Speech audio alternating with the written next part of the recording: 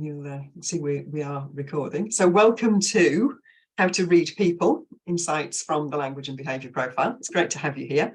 I'm joined today by Rob Keast, Director of Product Development at Spirent Communications. I'm going to be getting Rob to tell us a bit about some of the ways that he and his colleagues use the lab profile in their business. I'll come to Rob a little bit later on.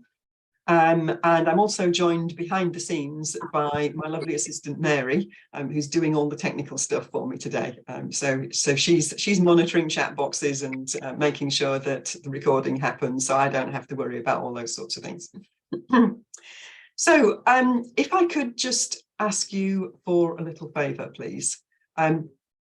If you're not eating lunch or doing something embarrassing that you don't want anybody to see you doing, would you mind putting your camera on, please? I know some of you haven't turned them off, but it's so much nicer for me to talk to a screen full of faces than it is to either talk to myself on the screen or talk to a whole load of little black boxes with white names in them. So, oh, that's nice. Yeah. Hello, everybody. It's nice to see some familiar faces, and also nice to see some fresh faces. It's, one of the great things about doing this kind of event is sometimes the message lands with somebody that I haven't met before, and it's really nice to have you all here. Excellent. So I think we might be ready to begin in earnest. So let me show you some slides. Now, if you're not generally used to using Zoom, and you're seeing the slide on screen, one of the things you might not realize is that you can actually adjust the balance between how big the slide is and how big my face is, or the gallery of other people, depending on how you've got it set up. And you literally just mouse on the gap in between and slide it around. Okay, so first thing I want to say to you is this: words are important. Now, you may have seen this set of figures somewhere in the past, that communication is 55% body language, 38% tone of voice, and 7% words. And I am also guilty of having passed this information around. In actual fact, it's nonsense. It's incorrectly been attributed to a psychology paper called Inference of Attitudes from Nonverbal Communication in Two Channels by Albert Mehrabian and Susan R. Ferris. Now, most people have heard of Mehrabian and have attributed the incorrect interpretation of his work to him, but nobody ever talks about Susan Ferris, and I'll leave you to ponder on why that might be. But the clue's in the title. It's an inference of attitudes, not message or meaning, and it's about non-verbal communication in two channels. Right? Now, I'm not going to say anything more about that. If you want to have a look at the original paper, the full reference is there for you. And I also have a PDF copy that I could be persuaded to share with you. But take it from me, Mehrabian never said that communication is 55% body language, 38% tone of voice, and 7% words. And that's because words are far more important than that. Okay. And I would have to say I was extremely relieved when I did discover that, yes, the words matter. So this is what I'm planning to do in the little bit of time that we have today. I'm going to give you an introduction, an overview of the lab profile, and I'm going to explain just one of the 14 patterns. Obviously, I've only got 45 minutes. I can't teach you everything about it, but I thought going deeply into one of them might be of more value than giving you a little tiny bit of each of 14. And I'll show you, some of the examples of how that's useful with reference to that one particular pattern. Then you're going to hear from clients. That's Rob. He's going to talk to you a little bit about some of the things that they've done. And I'm going to make you an offer. Now, you're probably familiar with this, that you come on a free webinar and then you get what's commonly known as an upsell. Well, I'm not selling anything today. The offer is for something else that's free of charge. Just for those of you that kind of feel like, this is definitely something here for me, and it's an opportunity to go the next step. I'm going to do that before the end, because I know there'll be people who have to dash off at 10 to 2 or 5 to 2 because they've got to be somewhere else at 2 o'clock. Of course, there are always people who switch off as soon as you get to the offer, but there will be more after that. I'm going to go a bit more deeply and show you how the patterns combine with each other in that final section. And then I've allocated the last 5 minutes to answer your questions. So as we go along, you might think of questions. What I would love you to do is to put them in the chat box. And then when I get to that section, I can have a look in the chat and see who's asked what questions. Some of them, with a bit of luck, I might have answered along the way. And if I haven't, then I can take a few moments and answer your question. So do please put any questions in the chat box as I go along. Okay, so the language and behaviour profile, or lab profile, as it's more commonly known. This is kind of, this is what it is. It's a set of 14 questions which are designed to uncover specific patterns in the way that people speak and behave, language and behaviour. Now, unlike a lot of other profiling tools that you may be familiar with, this is not done through a questionnaire that people fill in online. It's an interactive process. And this is one of the things that I really like about the lab profile. Because if you ask somebody to do something like the Myers-Briggs type indicator, then they'll go online. And last time I did it, it's about 150 questions. So, it's quite a long job. And it relies on the person's own perceptions of themselves. So they'll be asked, what do you think about yourself? Are you this sort of person? Are you that sort of, do you do this? Do you do that? Do you do something in the middle? And so they're very mood sensitive, these things, because if the person fills it in at the end of a really productive, successful day, they're going to come out as a different type than if they fill it in at the end of a day when, there've been multiple frustrations and they're feeling a bit drained and a bit fed up. And anyway, the lab profile isn't a personality profile. It's about how you speak and how you act. And specifically, it relates to the context. So we're always going to look at your lab profile in relation to a particular area of life. So it might be, your lab profile when you're at work or when you're playing your favorite sport, or it might be your lab profile when you're being a parent or when you're exercising, when you're writing, when you're relaxing, because, every context is likely to bring out different aspects of who you are. So the thing that I often say to people is the final bullet point there. The lab profile tells us how you are in a given situation rather than who you are. And one of the things that I like about the fact that it's an interactive process is it's not just the fact that I'm getting firsthand and it's my observations rather than the person's self-perception. It's also, people usually quite enjoy doing it. And I find when I go into a new client organization and getting to know people, then often doing the profile with people it's a good way of having a meaningful conversation without, just sort of tell me about you, tell me about your job, tell me about your history. It gets into, some other aspects of how they approach their work. And because I'm doing it firsthand, then I can test as I'm going along to see whether or not I've made the right assumptions on the basis of what somebody's telling me. So more on that later. So there's 14 questions that each of them relates to a specific pattern. And they're kind of roughly divided into two sets. So there's motivation patterns. So, what gets people motivated, excited, engaged, what helps them stay working on a task rather than losing interest and going away. And then there's the working or productivity patterns, which is about, what kind of conditions bring out the best in somebody. So the one that we're going to focus on is one of the motivation traits, and it's known as the reason filter. And I picked this one because I think that it's one where you have the greatest possibility that people with the opposite preferences on this one really frustrate and annoy each other. It's a source of real kind of aggravation in the workplace. So I thought giving you some insights into this so that you can spot it and you can answer my all-important question, which is what's going on here. Then I thought this might be the one that would give you, the best value. So I'm just going to I'm going to get rid of the slide so that you've seen that. We've got two things here. We've got options and we've got procedure. So although I'm going to talk about these as two separate things, it's not binary. None of the patterns are binary. So we might have people who are all options and people who are all procedure, but we've also got people who are mainly options and people who are mainly procedure, and we've got people in the middle who do a bit of both equally in a given context. You're going to get sick of me saying that. It's always about in a given context.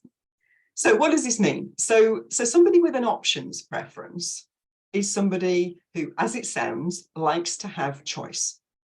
So they're going to be really motivated in a situation where things are not defined, where they have an opportunity to choose between a number of options in the way that they do something. So, these are people who get really motivated by the fact that they've got a bit of autonomy in a situation. They've got the opportunity to make their own mind up about how to approach something.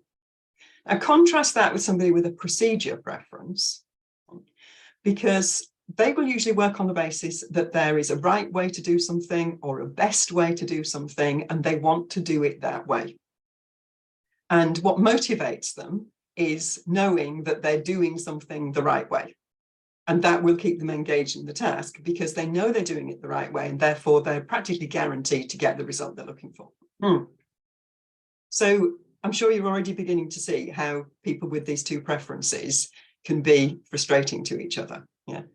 So somebody with an options preference, they kind of work on the basis of there might be another way of doing this. And it isn't always about a better way of doing it. It could just be it's another way of doing it, which could be fun and interesting, whatever matters to them. And so I think, in terms of looking at this as a leader, when you're thinking about what work to give to individuals in your team and how to present it to them and how to keep them engaged with things, this is going to be something that's really important, because somebody with an options preference gets really turned off if they have to do something the same way over and over and over and over again.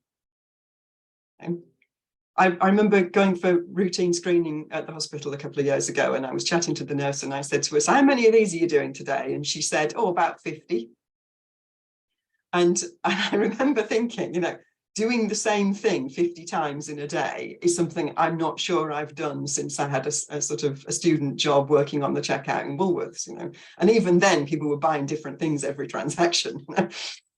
And somebody with a procedures preference will get enormous motivation and satisfaction out of knowing the right way to do that process and being able to repeat it over and over and over and over again.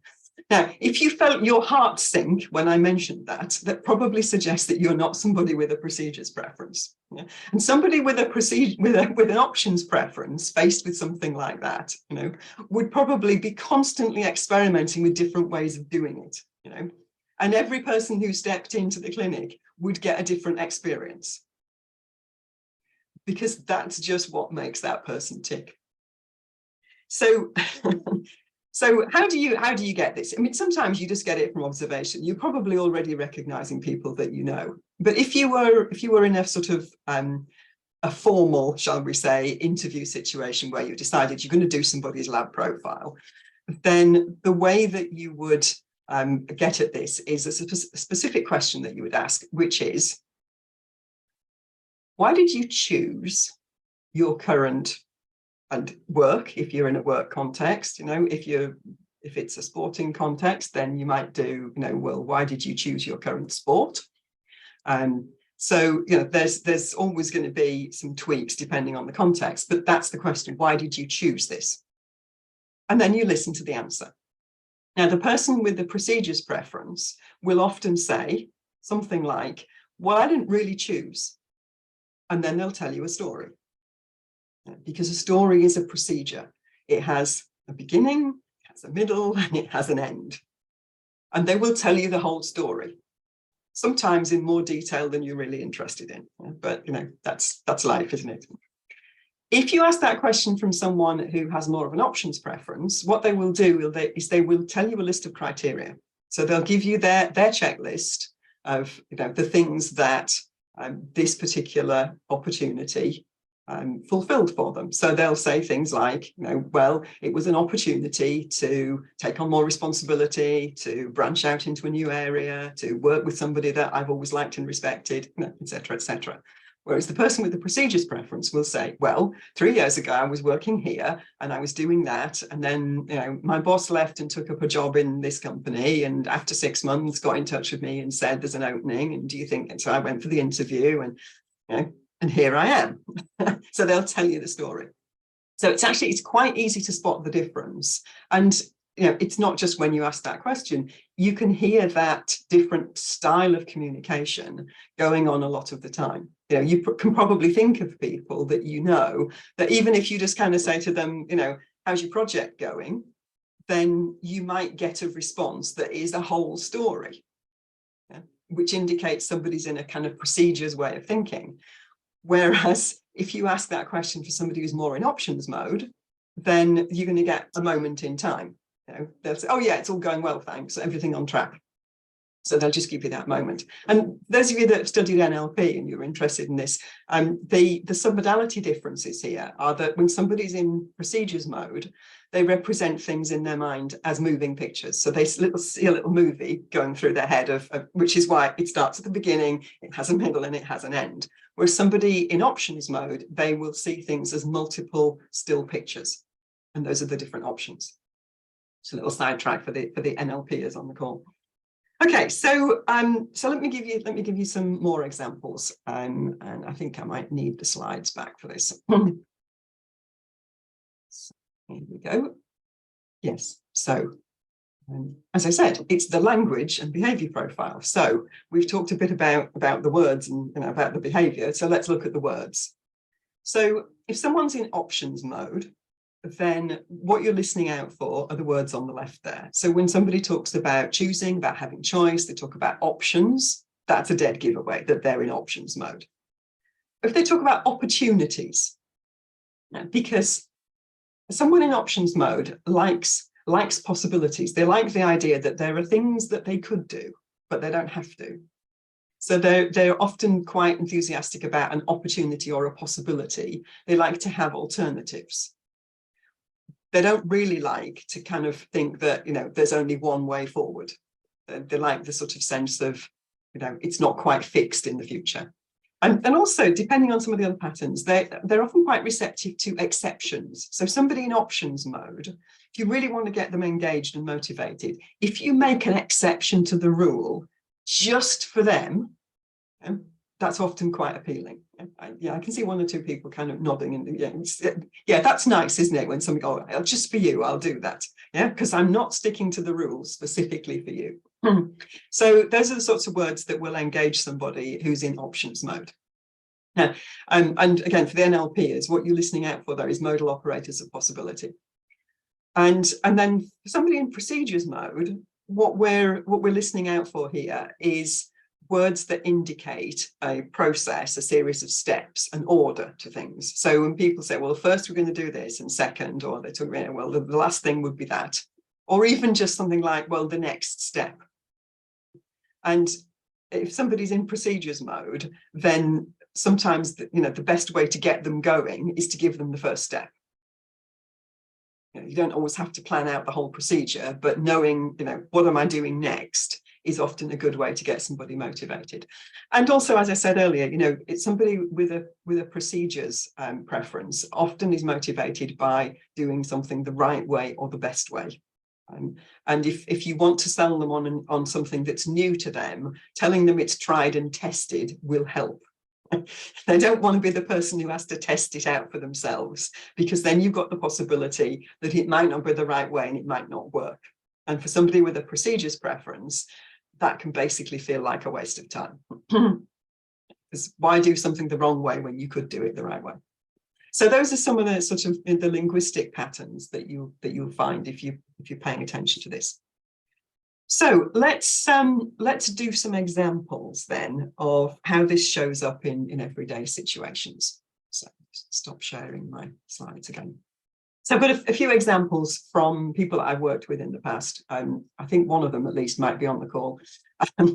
So the first one is a lady that I worked with who had she had a team of 4, and she was talking about her team one day, and she said, I've got 3 people in the team who I think are really good and really confident, and I've got a 4th one that I'm a bit concerned about because I think she lacks confidence. So I said, okay, well, what makes you think that?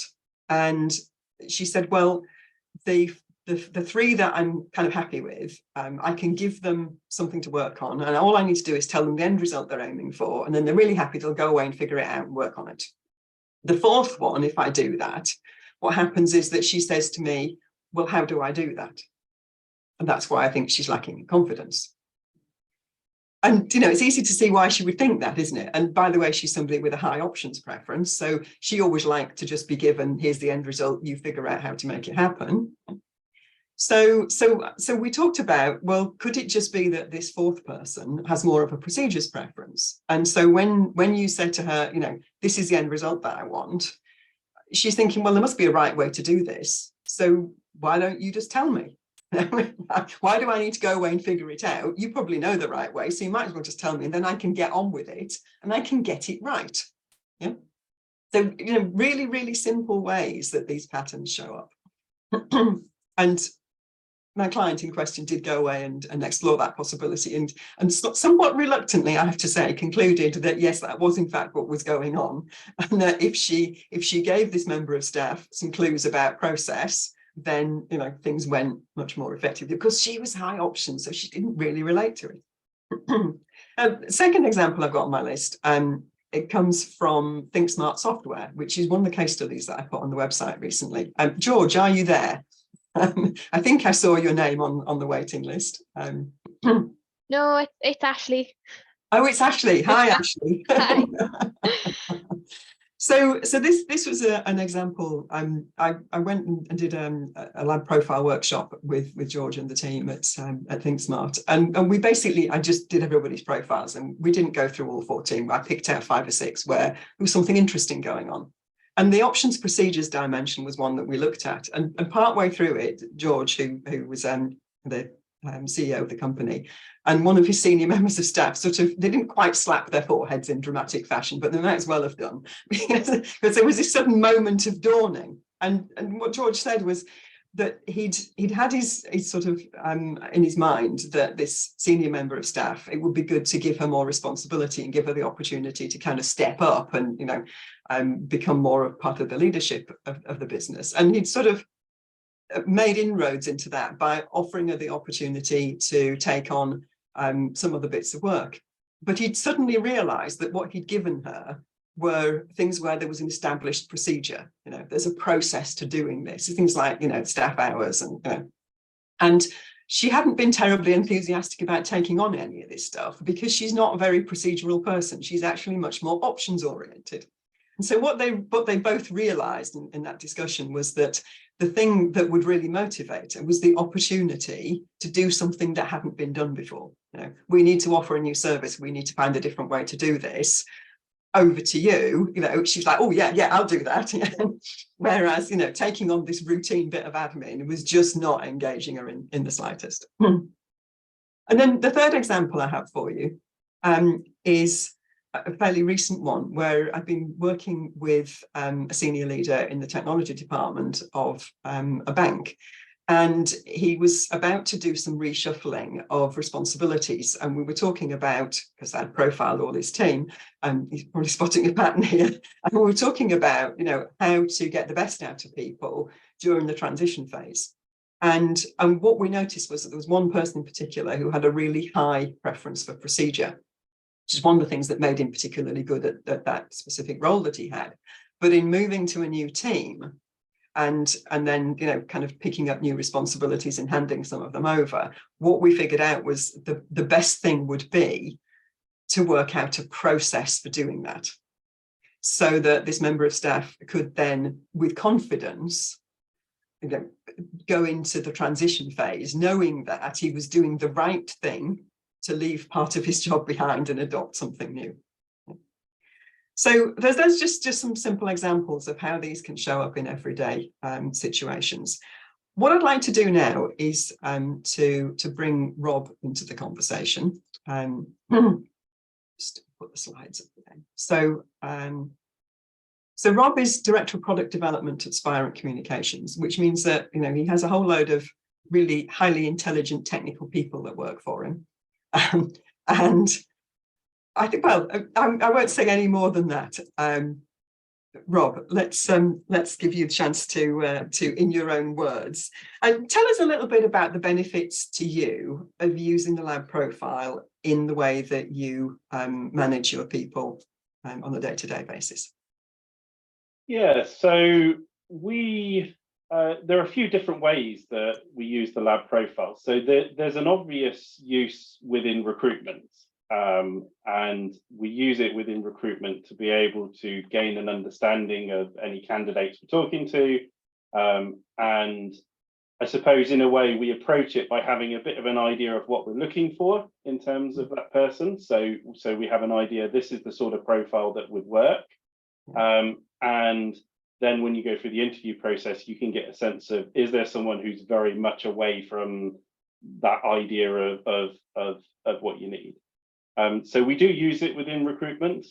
The area where we tend to use it a lot more tends to be around looking at the team themselves. So I've got all of my managers have been through the lab profile training, as have I, and we will go and do lab profiles across all of our team so that we can gain an understanding generally of how each individual in our team works. And then by understanding that, it helps us to think about communication to the team. So some of the examples Diane gave, well, we have many situations where by taking a step back and thinking about the lab profile and the way things are, it helps you to understand why things are happening. So an example of that is we've got a team of program managers who are responsible for driving our projects forward and working with the engineers to deliver them. And then you've got a team of technical engineers who want to fix it and get the project built.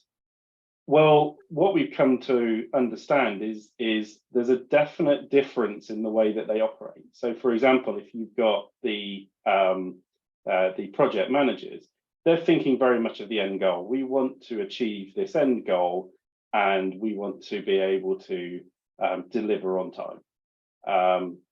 And achieving that delivery is really, that's what's important to them. Whereas the engineers, they're engineers. They want to fix things. They want to solve problems. So they tend to be motivated in a way that is, if there's a problem to solve, they want to solve it. They want to fix the problems. They want to do everything. That's not always good when you're trying to achieve a target and a date to release something. So again, when you begin to look at those, you can understand, well, and the lab profile will help you to understand it within the team where people are very strongly one view or the other. So it does help you to get a sense of what's going on and then adjust your communication in the way that you're talking to those individuals to be able to I guess achieve what you want to achieve. So it's definitely been very helpful in that understanding the team. We use it as part of the development process. So when we do our appraisals, we set goals, and we're talking about people wanting to move up and grow within their roles. Well, again, you can use the profile to help motivate them towards achieving those goals, because they will want to, depending on the profile, they'll think about it differently. Another example where it became really useful was prior to one of my managers doing the lab profile training, they were getting quite frustrated with the team member who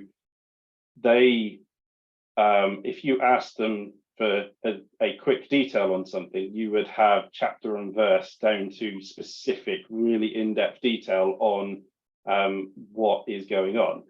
And that would probably take up the entirety of a very long conversation when all the manager wanted was a quick 2-minute, how's it going sort of answer.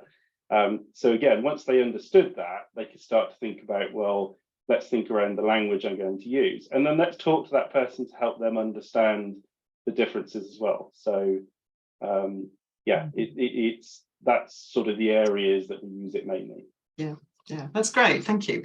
And can I ask you, what do you like about the lab profile as a tool?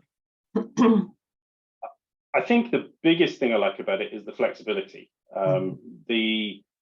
there's lots of ways you can use it, but one of the biggest benefits is you can tailor it to your specific purpose. So, for example, in our interviews, we don't go through the entire lab profile. We could do, and in the past, I have done interviews with the full profile, but we came to understand there are certain ones that are important to us. And if we focus on those and we're happy with the results of those, then all of the other ones are things that just alter the way that you may work with that person. But yeah, the flexibility is one of the most important thing, and being able to do it at any time. It can, it doesn't take a huge amount of time, especially if you're not doing the entire profile. So it's very flexible. Yeah, which of course, given what we've just been talking about, all the people who are listening who are kind of high options have all just breathed a big sigh of relief, because the last thing they want to do is a process that has to be done the same way every time. And I think one of the great strengths of the profile is, if you want to treat it as a procedure, you can, but if you want to have options about how you use it, you can equally get value out of it that way. Yeah. Well, just to add as well, one specific example with the options and procedures that I've actually faced is the situation where we've got an ISO process that I'm sure many people have to adhere to, lots of processes written that we should follow. And we will have individuals who will not do something, and their answer will be, it's not in the process. So, when you look at that and think about it, the easy solution to those situations where, well, we put it in the process and then they do it every time. So again, understanding and thinking about those things. That's brilliant. Thanks very much, Rob. I mean, I'm sure there's lots more that we could say, but I'm mindful of the time. So I'm going to press on to the offer that I promised I was going to make. And again, I'm going to put the slides up for this.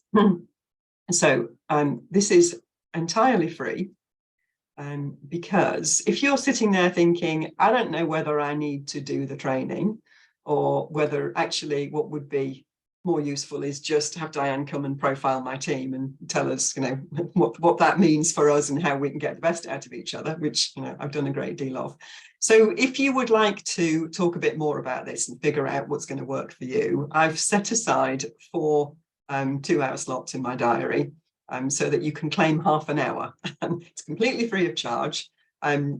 If none of those times work for you, if you're going to be on holiday for that fortnight, then I'm sure we can fit you in somewhere. But I just wanted to have some specific times that I'd set aside, so that I'm not going to be spending too much time. So if you would like to claim one of those slots, please just put the day, the time, your name and your contact details into chat before you leave the webinar, and then I can get back to you and confirm. If there's a number of different slots that would work for you, that might be helpful, because it is obviously not a very great process. Those of you highly procedural probably resisting the temptation to tear some hair out at this point. It's not a very scientific process, but it will give you the opportunity to get into conversation with me about having half an hour in my diary. So that's my offer. Now, I promise I'm going to leave that up so that you can have a look at it and consult your diary or whatever.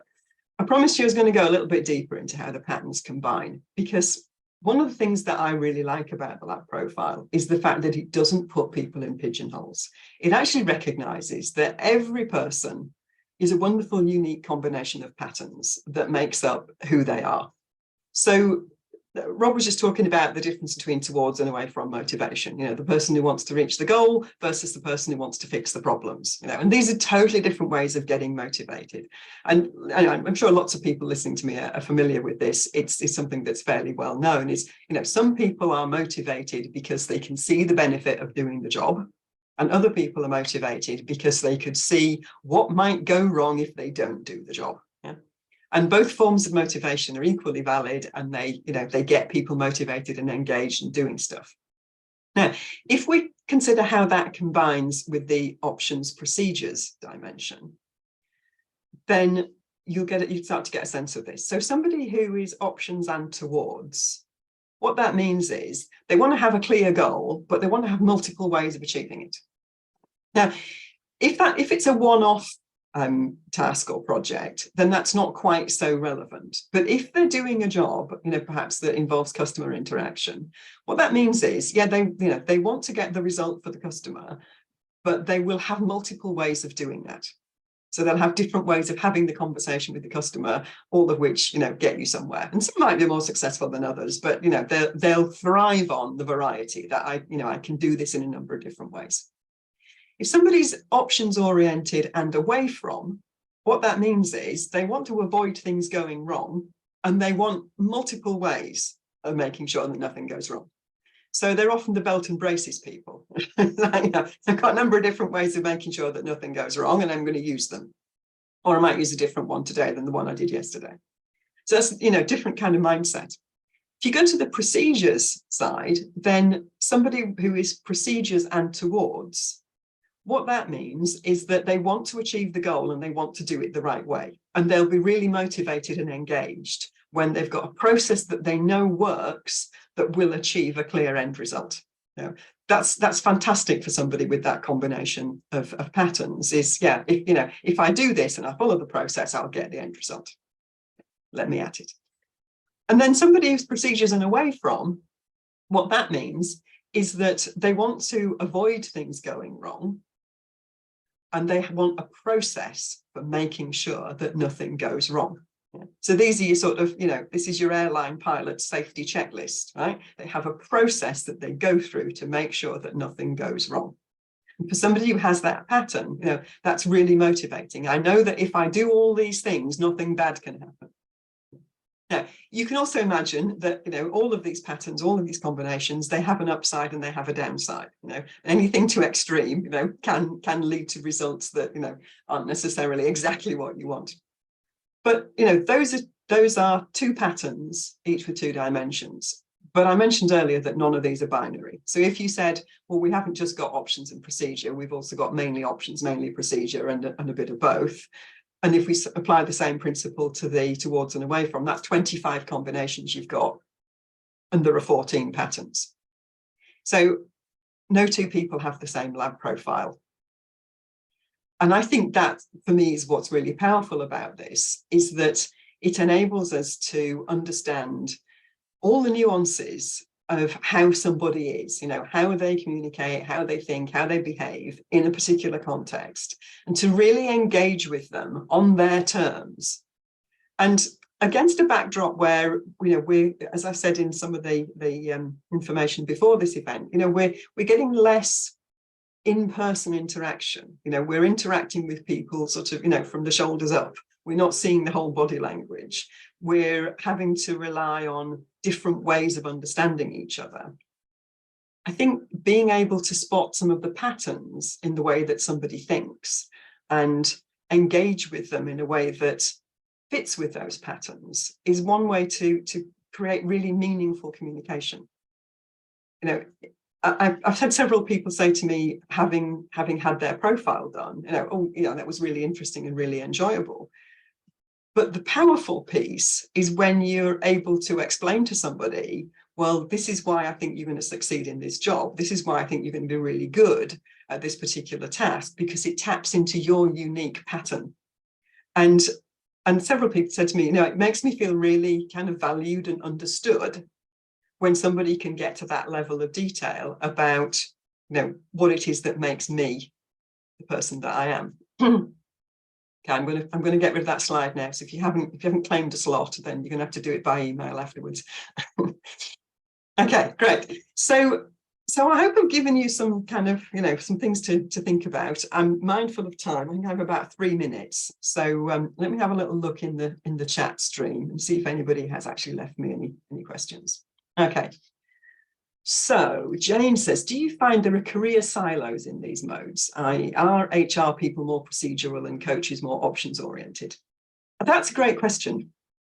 I think there are certainly some combinations of patterns that definitely lend themselves to certain occupations. So, I was talking about, airline pilots. You really kind of want people in that kind of industry to have a good degree of away from motivation to make sure that nothing goes wrong. Yeah? And having procedures generally works to really make sure that nothing goes wrong. And yet, if you drill down, what you might find is that although we might say somebody is sort of mainly towards in their working life, what you might find is that they're actually they're towards motivated in 3 or 4 specific subcontexts of their work and away from in another one. So for example, you know, I would say that the patterns that I use when I'm doing this kind of thing, when I'm, you know, delivering a webinar or a training program, they're very different from the patterns that I would use when, you know, as the owner of the business, I'm being the finance director for half a day. You know, I'm doing all the kind of, you know, highly procedural stuff that means that, you know, I kind of, you know, file my accounts on time and all that sort of stuff. So within anybody's role, there are opportunities to do different things. So I think my answer is sort of, it depends, that there might be things that naturally attract certain combinations, but I think it might be a bit of an oversimplification to go looking for those patterns. Yeah. Thanks for the question, Jane. And so Pauline says, regarding lab profile for the reason, options and procedure preference, could a person be a hybrid, bit of both? Absolutely, yes. Yes, so you will find, so again, if I go back to my own example, when I'm running a workshop, for me, a workshop, to a large extent, is a procedure. You know, it has a beginning, it has a middle, it has an end. I'm taking people on a journey through the material, through various activities and inputs and so on. And I also have options built in. So I know that, you know, at this point, there's an additional exercise I could do, or, you know, if we spent a long time discussing that, I can trim down the time we spend on something else. So I've also got options within it. So I'm using both in that particular scenario. But there might be other aspects of my work where I'm only doing one or the other. Yeah. So yes, definitely you can be a bit of both. Okay, so Jane's asked for a session, right? Okay, any other questions? I think we have about 10 seconds left. Okay, well, thank you all very much for being with me today. It's lovely to see faces on screen, even if we're not getting to interact in a more meaningful and equitable way. I hope that's been useful. Do get in touch. Say, if you'd like to claim a slot in my diary, then, you know, you've seen when they're available, or if I say they didn't work, then, you know, drop me an email or stick some contact details into the chat now. But that's all for today, folks. Thank you very much. Thanks, Diane. Pleasure. Have you got 2 seconds?